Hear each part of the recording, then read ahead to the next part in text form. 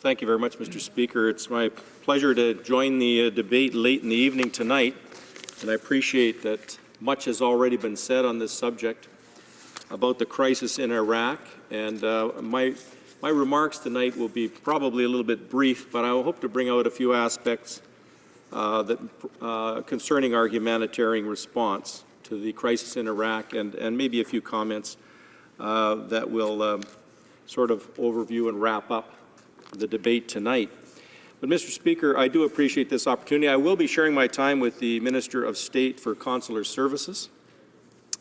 And as I said, much has been said already, and we know that on September the 5th, the Prime Minister announced that a small number of members of the Canadian forces would be deploying to northern Iraq, advisors, technical assistance, and a non-combat mission.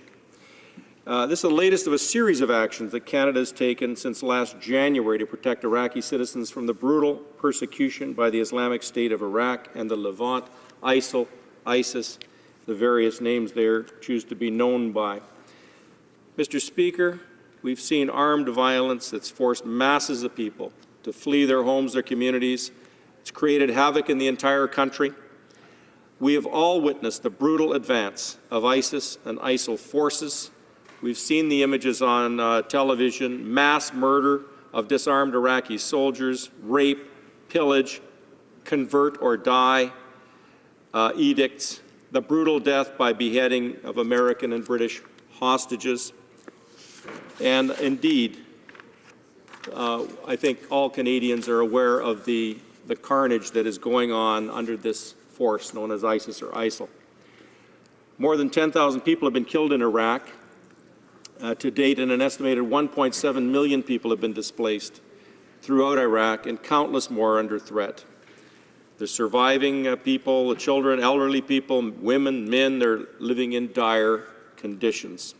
Thousands have taken refuge in schools, churches, mosques, unfinished buildings. Some are trapped in contested areas with no access to food, water, medical care, and are extremely vulnerable to more armed attacks.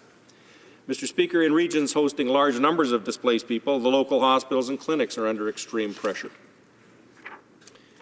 Recent clashes in the Kurdish region of Iraq has led to concerns that the situation will indeed worsen. But let's remember in the last few years, some 215,000 Syrian refugees had already created an acute stress on essential services in that region and have sought safety in the Kurdish regions. Mr. Speaker, Canadians understand the actions we've undertaken in response to this crisis are a direct reflection of our own values, of our understanding that a country like ours cannot stand idly by while millions of Iraqi civilians are suffering. And since the beginning of 2014, Canada has allocated more than $28 million in humanitarian assistance to Iraq. Of this, $19 million is in response to the recent civil unrest, and almost $10 million is in response to the needs of Syrian refugees in Iraq. It makes us one of the largest donors in response to the crisis. In fact, I believe we're fifth largest donor to date. With these funds, lives have already been saved, food, clean water being brought to displaced people in need, the camps, supplies, tents, basic humanitarian needs are being delivered. Camps are being constructed through the United Nations High Commission for Refugees to provide displaced with shelter, and measures are being taken to protect people from violence. More importantly, health services and medical supplies are being made available to respond to the urgent needs of displaced populations.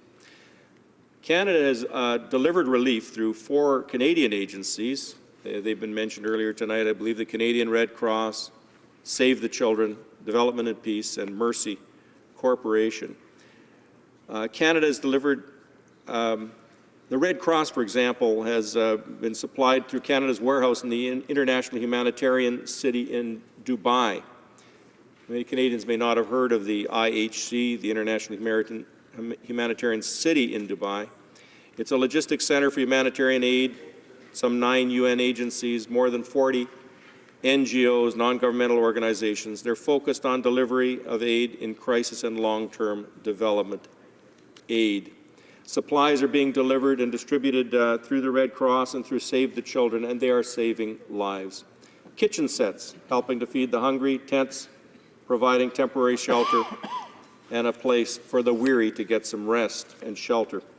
Hygiene kits, mosquito nets are preventing the spread of diseases. Through all these actions on the humanitarian front, Mr. Speaker, Canada is showing that it stands with the people of Iraq. I think it's important to recognize that since the beginning of 2014, as I said earlier, $28 million has been invested in Iraq.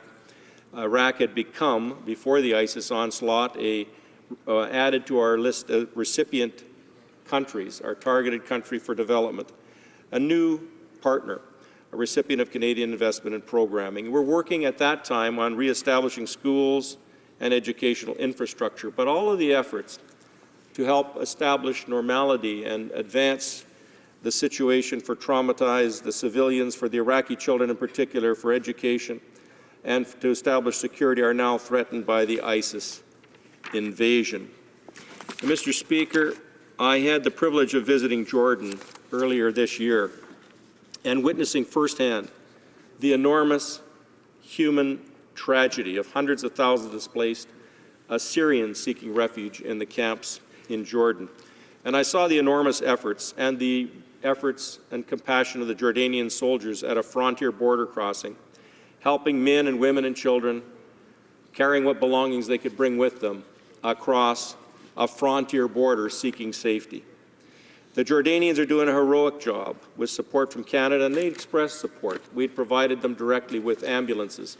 And I know these Jordanian soldiers themselves were able to say to us how much they appreciated Canada's assistance. Also, how much they appreciated that we came out to the frontier to witness what they're actually doing in trying to help people on the front lines. But make no mistake, as the member from Mount Royal mentioned earlier, that Jordan is also in the crosshairs of ISIS and ISIL, as well as other countries in the region. They're out to destabilize the entire area in expanding their state.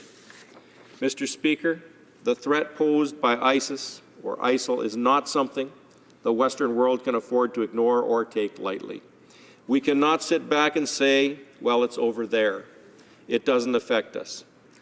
The brutality unleashed by this force of evil personified, religiously driven, but without moral restraint or regard for human life or dignity, is a force that must be faced head-on with the collective wisdom and resources of the nations. We cannot turn our backs on the religious and cultural communities targeted for conversion, exploitation, or destruction. Mr. Speaker, Yazidis have been driven from their villages, men separated from their families and murdered, women and girls raped or selected for forced marriages to ISIS fighters or sold as sex slaves. Christian communities that have survived for 2,000 years being similarly decimated by ISIS. And so tonight we've outlined Canada's response in providing what we have.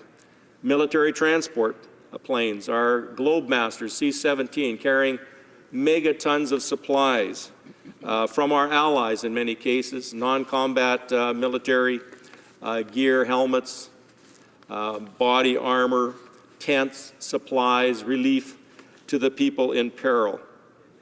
So we've also are sending in military advisors to help the fighters in the northern region there in Kurdistan, to help them organize and be effective in pushing back against ISIS and protecting the civilians that have come to them for shelter.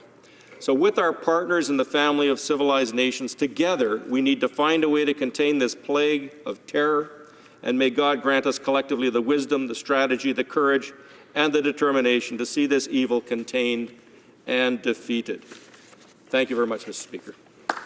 Questions and comments. Questions and commentary. The honourable member for Saanich Gulf Islands.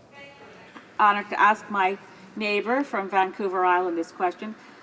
This is a complex issue.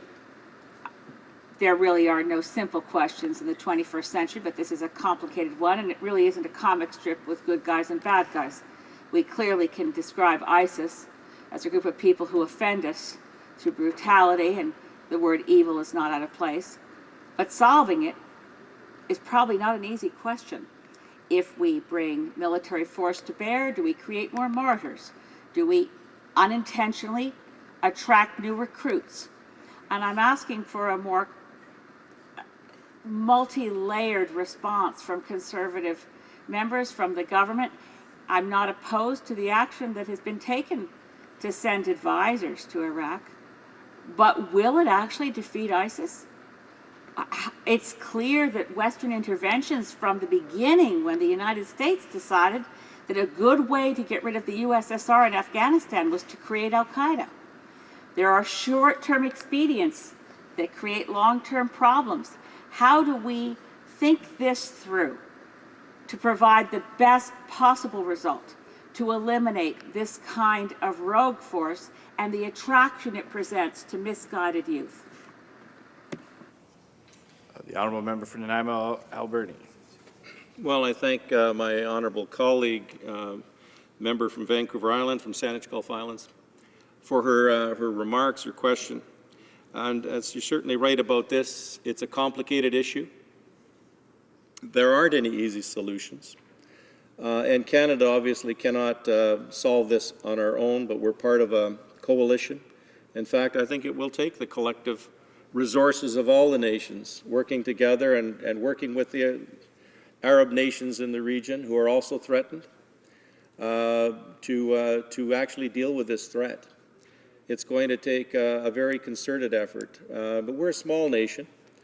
You know, in the family of nations, we're a small number of people. We have resources, and I think it's very appropriate that we use the resources we have. We do have experience that is valued and valuable to the forces in Iraq, to the military that are trying to fight off ISIS, and to the Kurdish forces there that have been the most effective so far in providing shelter to the civilian populations and those that have come to them for shelter.